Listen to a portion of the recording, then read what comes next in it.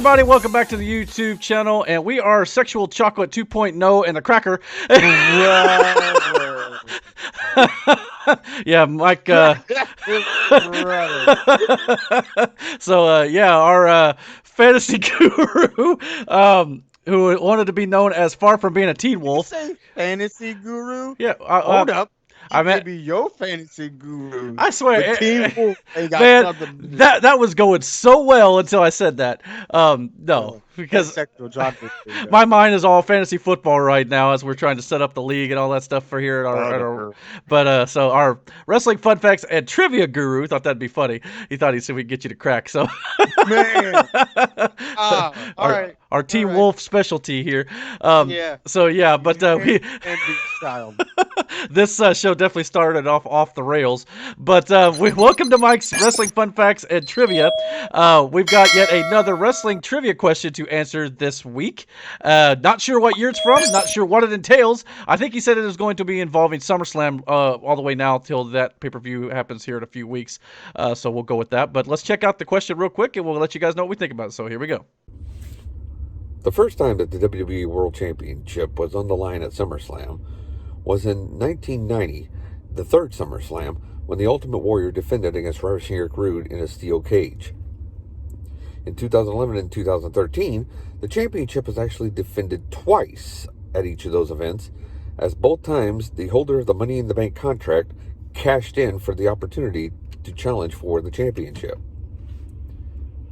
In 2011 also, it would feature John Cena versus CM Punk, with both men technically being recognized as the WWE World Champion. However, I only count Cena as being the actual defending champion, since Punk had left the company a month or two prior as champion, and a tournament was held to crown a new champion, which was won by Rey Mysterio, who inexplicably had to defend the title against John Cena the same night on Raw, where Cena would win the championship. So technically, I count that as CM Punk being crowned as a new champion. Now, on that note, do you know how many times in the 32 times the title has been defended at SummerSlam that a new champion has been crowned? Your choices are 8, 13, 17, and 23. And do you also know who was the first man ever to win the WWE World Championship at SummerSlam? I'll give you a clue. He is a two-time WWE Hall of Famer. And now, before I go, I want to address the question that Brandon sounded like he was posing at the end of the last video, where he said, "Mike, shave your back?" It sounded to me like that was in the form of a question, so I want to address that now. Brandon, my back is not very hairy, so I appreciate the offer, but no, I don't need you to shave my back. My backside is a little bit on the hairy side, but I also cannot allow you to shave that, because I think Eric would probably get a little upset and jealous, because after all, apparently I am his fantasy guru. I will see you guys all again next week. How did he know?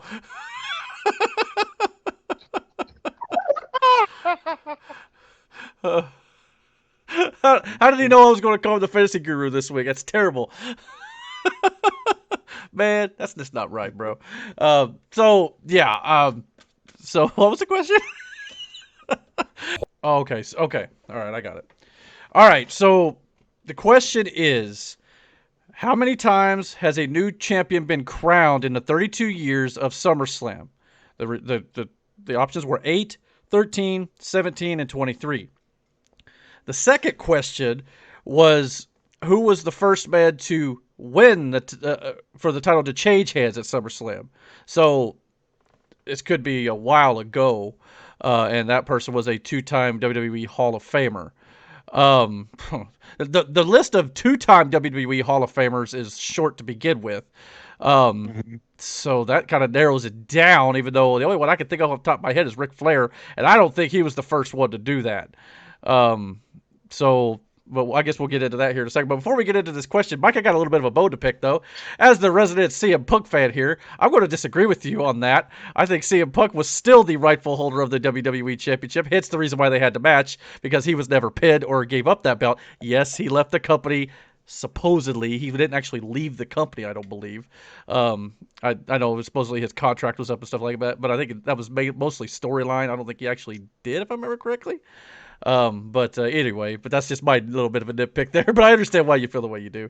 All right, so number of times it's changed hands in 32 years. I would probably go somewhere middle of the pack here. I would think it's 23 times. That's a lot of, you know what I mean? I mean, it could be, but I'm going to go with 17 personally.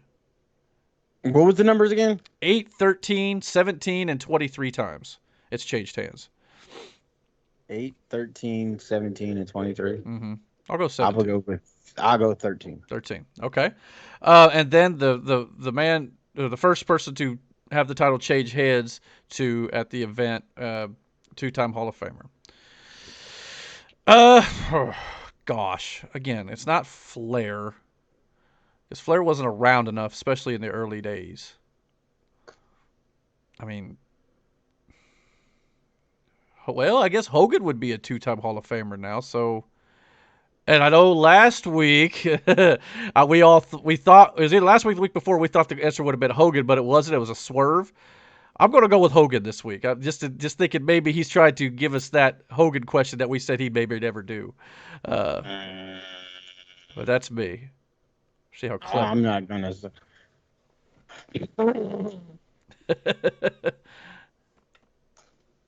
You're not gonna say? Let's or? go. Okay. No, Oh, I got you. brother.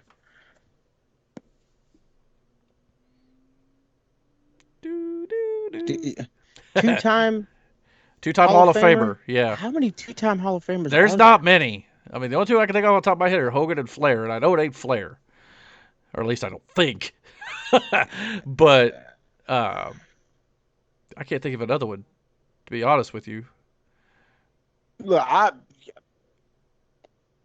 would go to Flair just because you went Hogan. Okay, well, I mean, who knows? Maybe. I mean, Flair was at WWE, early on in like '92, but it would have been very many years after SummerSlam began. So no, man. It's possible. I mean, we'll have to wait and see. All right, so let's go over here and check out the answer to this question, if I can get it pulled up here right quick. All right, so of the 32 times the WWE World Title has been defended at SummerSlam, the title had changed hands only 8 times. That's wow, I didn't think so. The first being at the 10th SummerSlam. Wow, that was a ways in. When Bret Hart defeated The Undertaker thanks to an errant chair shot by referee Shawn Michaels. Now, I remember that match where, Shawn didn't want to make the count and then he had to slide out. He had to do it reluctantly. I remember that. That was the first time, though. That's kind of crazy. The other years were 1999, Mankind defeated Steve Austin and Triple H in a triple threat match. 2002, Brock, quote, waste of money Lesnar defeated The Rock. 2011, CM Punk defeated John Cena, then lost the title to Alberto Del Rio when Alberto cashed in his Money in the Bank contract. 2013, I remember that one. Yeah, 2013, Daniel Bryan defeated John Cena and lost to Randy Orton, who cashed in his Money in the Bank contract. And 2014, Waste of Money defeated John Cena. Oh, wait, no, it was Bret Hart. Bret Hart was the 2-time Hall of Famer. The first being, so Bret Hart's a 2-time Hall of Famer? Did they put in the Hart Foundation? Yeah, himself and the Hart Foundation. Oh, okay, so he did include it. Okay, well, I didn't know I forgot they inducted the Hart Foundation. Okay, Yep. Well, that was definitely not in. We were way off. Jim died because that's why Natalie was there, and that's the time and they had Bulldog's son, I think, was there as well. Okay, so yeah, I guess they did. I forgot about Bret Hart being a 2-time Hall of Famer. So again, the list is short. Outside of those 3 guys, maybe there's more. Maybe that'll be a next week's trivia question. No, I don't think that's that fucking more. There can't be very many more. Maybe Kevin Nash and Scott Hall or something. But no, you wouldn't do. No, fuck that. Because they're the NWO. Yeah, but I can't remember. Weren't that was the only real impact they had. Diesel really didn't do much. Razor, outside of him and Shawn for the Intercontinental. Pretty sure they were inducted individually, though, if I remember correctly. I think. I'm pretty sure.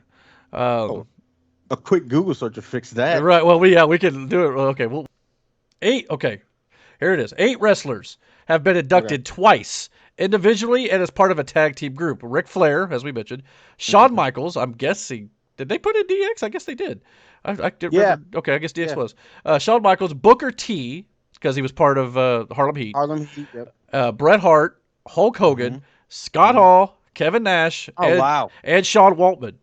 I didn't know Sean. Sean in there twice. I don't remember Sean Waltman going in individually, but according to this quick Google search, NWO and DX. and DX, that's what it was. So he wasn't individual, but both. Yeah, Oh. it was both. So wow, okay, well you learned something new. That's some shitty. That's shitty because like if you think about it, 1, 2, 3 Kid, he was a hell of a hand in the ring. He did a lot of shit. But he's too. mostly known for one event, beating Razor Ramon in a shock finish, where That they was beat the crazy, champion, which I guess it isn't so new in the WWE after all. But again, back then it was like, all right, 1, 2, 3 Kid beat Razor, but it was the only time it happened, so it was shocking because of it. Now it happens every freaking week. But so yeah, I guess that's the case. Eight different people. That's more than I thought for sure. But anyway, all right, well, that'll do it for this week's edition of Mike's Wrestling Fun Facts and Trivia. Sexual Chocolate here and the Cracker are going to get out of here. But until next week, take care, guys, and don't forget to hit that like and subscribe button. And don't forget to hit the notification bell so you get all the notifications about when we put up new content right here on this channel. And until our next video, guys, shave that back anyway, Mike. You and the Teen Wolf.